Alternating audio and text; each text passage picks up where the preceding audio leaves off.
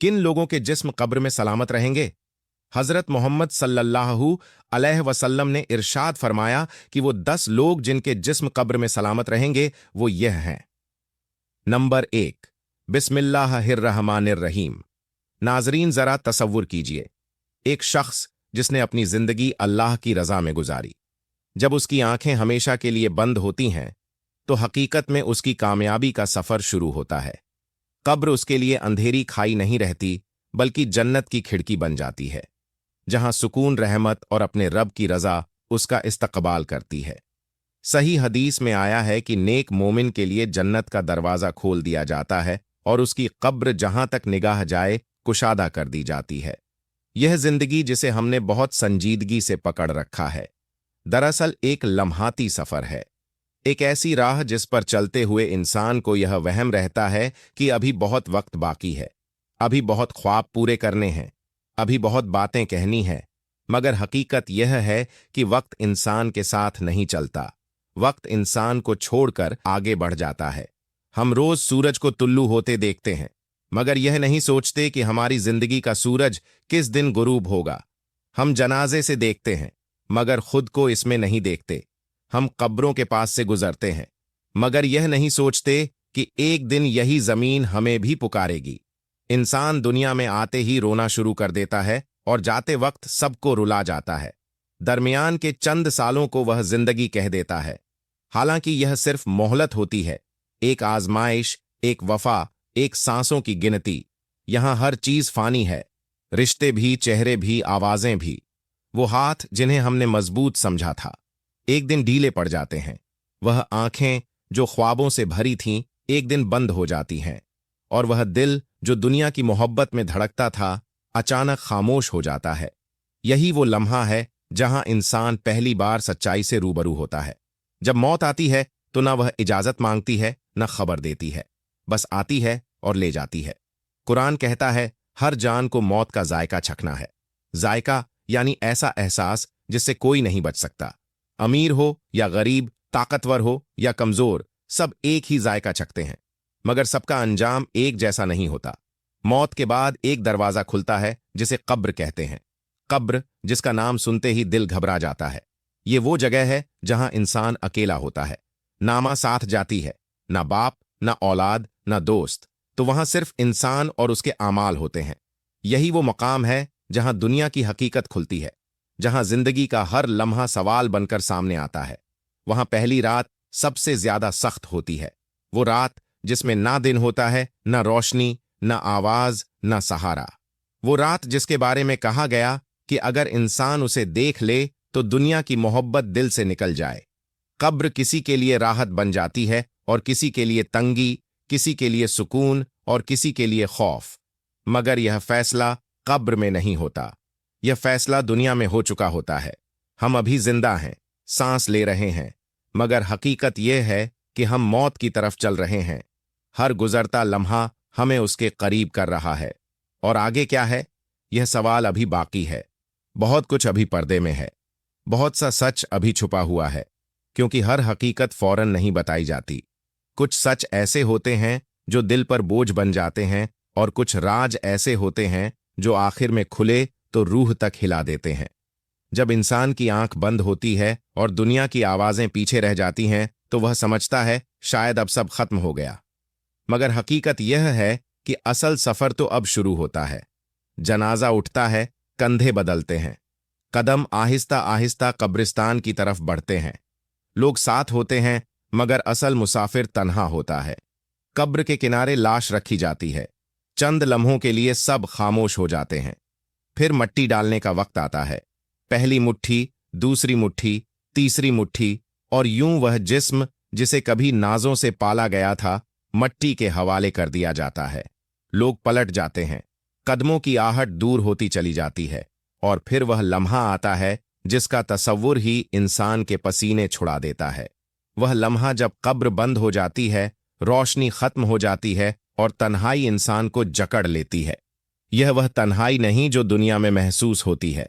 यह ऐसी तन्हाई है जहां दिल की धड़कन भी अजनबी लगती है, जहां इंसान खुद से सवाल करने लगता है कि मैंने क्या कमाया, क्या खोया और क्या छोड़ आया। कब्र की पहली रात को सबसे सख्त रात इसीलिए कहा गया कि यहां ना दिन का इंतजार होता है न सुबह की उम्मीद। यहां सिर्फ आमाल की गवाही होती है। बाज कब्रें ऐसी होती हैं जो आहिस्ता आहिस्ता तंग होने लगती हैं, जैसे मिट्टी इंसान को दबाना चाहती हो, जैसे जमीन सवाल कर रही हो कि तू किस हाल में आया है।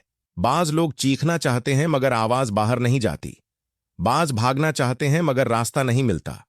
यही वो मकाम है जहां इंसान को दुनिया की हकीकत समझ आती है। वो दौलत जो सीने से लगाई थी, वो रिश्ते जिन पर फक्र था, वो नाम जिसकी पहचान पर नाज था, सब पीछे रह जाता है। कब्र में न जबान चलती है न बहाने काम आते हैं। वहां सिर्फ सच बोलता है और वह सच कभी सुकून बन जाता है और कभी खौफ। कहा जाता है कि कब्र इंसान से सवाल करती है, तू कौन है, कहां से आया और किस लिए जिया। कुछ लोग ऐसे भी होते हैं जिनके लिए कब्र अजनबी नहीं होती, जैसे वह जगह उन्हें पहचानती हो, और कुछ ऐसे भी होते हैं जिनके लिए कब्र दुश्मन बन जाती है। मगर क्यों? यह सवाल अभी बाकी है, क्योंकि हर कब्र एक जैसी नहीं, हर मिट्टी का रवैया एक सा नहीं, और हर जिस्म के साथ जमीन का सलूक बराबर नहीं होता। कुछ जिस्मों के साथ जमीन सख्ती करती है और कुछ के साथ नरमी कुछ को दबा देती है और कुछ को थाम लेती है। मगर यह फर्क क्यों है? यह राज अभी बंद है। अभी इस पर्दे को उठाना बाकी है, क्योंकि कुछ हकीकतें ऐसी होती हैं जो एकदम नहीं बताई जाती। उन्हें दिल पर आहिस्ता आहिस्ता उतारा जाता है ताकि इंसान सुन भी सके और संभल भी सके। जब कब्र की खामोशी गहरी हो जाती है और वक्त जैसे ठहर सा जाता है, तो इंसान को यूं महसूस होता है जैसे हर सांस हिसाब बन गई हो। यही वो मकाम है जहां न जबान की रवानी काम आती है न दुनिया की दलीलें। यहां सवाल आवाज से नहीं बल्कि रब से किए जाते हैं। सवाल ऐसे होते हैं जो दिल के अंदर तक उतर जाते हैं। इंसान चाहता है कि जबान साथ दे, मगर जबान वही बोलती है जो दिल ने सीखा होता है, जो जिंदगी में माना होता है, जो यकीन बना होता है। यहां अमल एक शक्ल इख्तियार कर लेते हैं। नमाजें, आंसू, सजदे, जुल्म, धोखा, तकब्बुर सब इंसान के सामने आ खड़े होते हैं। कोई अमल रोशनी बन जाता है और कोई बोझ, कोई साथ देने आता है और कोई मुंह मोड़ लेता है। कब्र में इंसान पहली बार यह महसूस करता है कि दुनिया में किया गया कोई लम्हा जाया नहीं हुआ। हर लफ्ज लिखा गया, हर नियत महफूज रही। वो गुनाह जो अकेले में किए गए थे वह भी सामने आ जाते हैं, और वह नेकियां जो किसी ने नहीं देखी थीं वह भी बोल उठती हैं। यहां इंसान को अपने बातिन की आवाज सुनाई देती है। कभी वह आवाज तसल्ली देती है और कभी मलामत करती है। बाज लोगों के लिए कब्र का वक्त सुकून का पैगाम बन जाता है, जैसे उन्हें कहा जा रहा हो कि घबरा मत, तू अकेला नहीं है। और बाज के लिए यही लम्हा खौफ की शक्ल इख्तियार कर लेता है, जैसे हर तरफ सवाल ही सवाल हो। मगर अभी भी एक बात वाज नहीं होती। अभी भी इंसान पूरी हकीकत नहीं जान पाता, क्योंकि यहां अंजाम का दरवाजा मुकम्मल तौर पर नहीं खुलता। यहां सिर्फ इशारे मिलते हैं, एहसास दिए जाते हैं, दिल को ढिंढोड़ा जाता है ताकि इंसान जान ले कि असल फैसला कहां होगा। मगर इस सब के बीच एक और हैरत छुपी हुई है, एक ऐसा फर्क जो सबको नसीब नहीं। कुछ लोग ऐसे भी होते हैं जिनके लिए यह मरहला मुख्तलिफ हो जाता है, जिनके साथ मामलात बदल जाते हैं, जिनके लिए कब्र की फिजा वो नहीं रहती जो आम इंसान के लिए होती है। मगर वो कौन है और क्यों उनके साथ यह फर्क किया जाता है? यह सवाल अभी मुल्किक है। अभी इसका जवाब नहीं दिया जाएगा, क्योंकि यह राज उस सफर का सबसे भारी राज है, और भारी राज हमेशा आखिर में खोले जाते हैं। कब्र में एक वक्त ऐसा आता है जब इंसान यह महसूस करता है कि अब उसका वास्ता सिर्फ तन्हाई से नहीं बल्कि मिट्टी से है। वही मिट्टी जिस पर वह कभी चलता था, जिसे वह कभी रौंदता था, आज वही मिट्टी उसके ऊपर है, नीचे है, इर्द गिर्द है। इंसान का जिस्म जो दुनिया में मजबूत था, जवान था, मुतहरिक था, अब खामोश पड़ा है। न आंख छपकती है, न हाथ हिलता है। और यही वह लम्हा है जहां जमीन अपना काम शुरू करती है। आम कानून यही है कि जिस्म आहिस्ता आहिस्ता मिट्टी में बदलने लगता है। वक्त गुजरता है, निशान मिटते हैं, पहचान खत्म होती है। गोया इंसान दुनिया में आया ही न था, मगर यही कानून हर एक पर एक जैसा लागू नहीं होता। यही वो बात है जो चौंकाती है, जो सोच में डाल देती है कि क्या वाकई सबके साथ एक ही सलूक होता है। क्या हर जिस्म मिट्टी का हिस्सा बन जाता है, या कुछ जिस्म ऐसे भी हैं जिनके साथ जमीन का बर्ताव बदल जाता है। तारीख के औराक में, अहले इल्म की बातों में और अहले ईमान के तजुर्बात में ऐसे इशारे मिलते हैं कि कुछ कब्रें आम कब्रों जैसी नहीं होतीं। कुछ जिस्म वक्त के बावजूद सलामत रहते हैं। कुछ के साथ मिट्टी सख्ती नहीं करती, जैसे जमीन को हुक्म दिया गया हो कि यहां रुक जा। यहां तेरा कानून वह नहीं जो औरों पर है। मगर यह कोई आम बात नहीं ना, यह सबको हासिल है। ना यह दावा हर किसी के लिए है। यह फर्क किसी नाम, किसी खानदान या किसी दुनियावी मुकाम की वजह से नहीं होता। यह फर्क वहां से आता है जहां नीयतें तोली जाती हैं, जहां जिंदगी का रुख देखा जाता है, जहां यह परखा जाता है कि इंसान किसके लिए जिया था। मगर यहां भी मुकम्मल जवाब नहीं मिलता, बस चंद निशानियां मिलती हैं, चंद झलकियां, जैसे किसी बंद दरवाजे के नीचे से रोशनी की लकीर नजर आ जाए। इंसान समझ जाता है कि पीछे कुछ है, मगर अभी दरवाजा नहीं खुला। यही कैफियत यहां है। हम फर्क महसूस तो कर रहे हैं, मगर नाम नहीं जानते। हम अंजाम का अंदाजा तो लगा रहे हैं, मगर फैसला नहीं सुन रहे, क्योंकि अभी एक मरहला बाकी है। अभी वह बात कहनी बाकी है जिससे सब जुड़ जाएगा, और वह बात इतनी भारी है कि उसे कहने से पहले दिलों को तैयार करना जरूरी है। इसलिए अभी खामोशी बेहतर है। अभी सवाल को जिंदा रहने दो, क्योंकि जो सवाल के साथ सफर करता है वह जवाब मिलने पर बदल जाता है। कब्र की खामोशी में मिट्टी के बोझ तले वक्त के गुजरने के साथ एक हकीकत वाज हो जाती है कि जमीन अंधी नहीं, मिट्टी बेखबर नहीं। यह सब कुछ हुक्म के तहत है, जिसे अल्लाह चाहे वही होता है। यही वजह है कि जहां अक्सर इंसानों के जिस्म वक्त के साथ मिट्टी में बदल जाते हैं, वहां कुछ ऐसे भी होते हैं जिनके साथ जमीन का रवैया बदल जाता है। अब वो राज खुलता है जिसे आगाज से छुपाया गया था। नबी करीम सल्लल्लाहु अलैहि वसल्लम ने वासे अल्फाज में फरमाया कि अल्लाह ताला ने जमीन पर हराम कर दिया है कि वो अंबिया अलैहिस्सलाम के जिस्मों को खाए, यानी तमाम अंबिया इकराम अलैहिस्सलाम के इस जाद मुबारक कब्रों में सलामत रहते हैं, ना गलते हैं, ना मिटते हैं, ना उन पर मिट्टी का आम कानून नाफिज होता है। यही वह खास मकाम है जो सिर्फ अंबिया को अता किया गया। इसके बाद शोहदा हैं, जिनके बारे में कुरान कहता है कि वो मुर्दा नहीं बल्कि जिंदा हैं। और तारीख में ऐसे वाकयात मिलते हैं कि शोहदा के जिस्म बरसों बाद भी तरोताज़ा पाए गए। यह अल्लाह का खास फजल है, कोई अमूमी कायदा नहीं। फिर बाज नेक और साले बंदों के बारे में भी आसार मिलते हैं कि अल्लाह उनके जिस्मों की हिफाजत फरमाता है। मगर यहां एक बात बहुत जरूरी है। कतई यकीनी और हदीसे सही से साबित वादा सिर्फ अंबिया अलैहिस्सलाम के लिए है, बाकी सब अल्लाह की मशीयत और फजल के तहत है।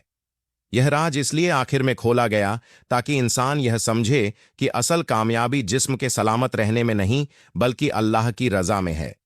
क्योंकि अगर ईमान सलामत हो, आमाल दुरुस्त हो, नीयत खालिस हो, तो कब्र मट्टी की हो या ना हो, राहत बन जाती है। और अगर जिंदगी अल्लाह से दूर गुजरी हो तो जिस्म सलामत भी हो जाए तब भी निजात नहीं। असल पैगाम यही है कि जिंदगी को संवार लो। कब इसकी कि मट्टी फैसला सुना दे। सांसों की गिनती खत्म होने से पहले अपने रब की तरफ पलट आओ, क्योंकि कब्र सवाल नहीं देखती, कब्र हाल देखती है। अंजाम अभी हमारे हाथ में है, वक्त अभी बाकी है। उन लोगों में सबसे पहले अंबिया अलैहिस्सलाम शामिल हैं, जैसे हजरत मोहम्मद सल्लल्लाहु अलैहि वसल्लम, हजरत ईसा अलसलाम, हजरत यूसुफ अलसलाम, हजरत मूसा अलसलाम, हजरत इब्राहिम अलसलाम और दीगर अंबिया, जिनके बारे में हदीस सही में आया है कि अल्लाह ने जमीन पर उनके जिस्म खाने को हराम कर दिया। इसका मतलब यह है कि उनके असजाद कब्रों में मुकम्मल सलामत रहते हैं, ना गलते हैं, ना मिटते हैं। उनके साथ अल्लाह का खास फजल और इज्जत है। दूसरे मकाम पर शोहदा शामिल हैं। कुरान करीम में वाज है कि जो लोग अल्लाह की राह में अपनी जान कुर्बान करते हैं वह मुर्दा नहीं बल्कि जिंदा हैं। उनके जिस्म मिट्टी में गायब नहीं होते, बल्कि खास निशानी के साथ महफूज रहते हैं। बाज सहाबा इकराम जैसे हजरत हमजा रज़ल्लाहु ताला अनो, हजरत जाफिर तियार रज अल्लाहु ताला अनो वगैरह की कब्रें और तारीख में आसार मिलते हैं कि उनके जिस्म कई बरस बाद भी महफूज पाए गए। फिर बाज औलिया और नेक बंदे भी शामिल हैं जो अल्लाह की मोहब्बत और तकवा में दुनिया से रुखसत हुए। जैसे बाज कुरानी उलमा और सूफिया के बारे में आसार मिलते हैं कि उनके जिस्म कब्र में वक्त के बावजूद महफूज रहे। यह सब अल्लाह के खास फजलल और रहमत से होता है। और असल सबक यही है कि जिस्म की हिफाजत का इनासार दुनियावी ताकत या मकाम पर नहीं, बल्कि ईमान, इखलास, नेक आमाल और अल्लाह की रज़ा पर है। यही लोग हैं जिनके साथ ज़मीन का रवैया बदल जाता है और कब्र में उनके जिस्म सलामत रहते हैं। यह मालूमात हमें यह सबक देती है कि ज़िंदगी में तक़वा, ईमान, नेक आमाल और अल्लाह की मोहब्बत के बगैर कब्र का कोई राज किसी सूरत महफूज नहीं रह सकता। और यह राज आखिरत के लिए एक अजीम सबक है जो दिलों में खौफ और उम्मीद दोनों पैदा करता है। नाजरीन, आज हमने देखा कि मौत एक हकीकत है, कब्र का हाल एक हकीकत है, और बाज लोगों के साथ अल्लाह का खास फजलल है कि उनके जिस्म कब्र में सलामत रहते हैं। मगर असल सबक यह है कि कब्र में जिस्म की हिफाजत से बढ़कर ईमान, नेक आमाल, तकवा और अल्लाह की रज़ा की हिफाजत ज़रूरी है। हमें चाहिए कि हम अपनी ज़िंदगी में हर लम्हे अल्लाह के खौफ और मोहब्बत को याद रखें, नेक आमाल करें, गुनाहों से बचें, अपनी ज़बान और दिल को साफ रखें, क्योंकि यही चीज़ें हमारी कब्र को राहत और सुकून का बाग बनाती है। और यही चीज़ें हमें नबी करीम सल्लल्लाहु अलैहि वसल्लम की शफात तक पहुंचा सकती हैं। ए अल्लाह, हमें ज़िंदगी में ईमान की मजबूती अता फरमा, हमें दुनिया की इफ़ानी चीज़ों में मुब्तला ना होने दे, हमारी मौत ईमान पर नसीब फरमा, हमारी कब्रें जन्नत के बागों में से एक बाग बना दे, हमारे वालिदैन मरहूमीन और हम सब पर रहमत फरमा, हमारे आमाल को कबूल फरमा और हमें अपने फजलल और रहमत से नेक लोगों में शामिल फरमा। आमीन या रब्बुल आलमीन। नाजरीन, आज का सबक यही है कि हर सांस को कदर से जियो, हर लम्हे को अल्लाह की रज़ा में गुजारो और कब्र के लिए तैयार रहो, क्योंकि यही वो राज है जो जिंदगी में अमल करने से ही सामने आता है। नाजरीन, कमेंट बॉक्स में अल्लाह ताला के 99 नामों में से एक नाम जरूर टाइप करें।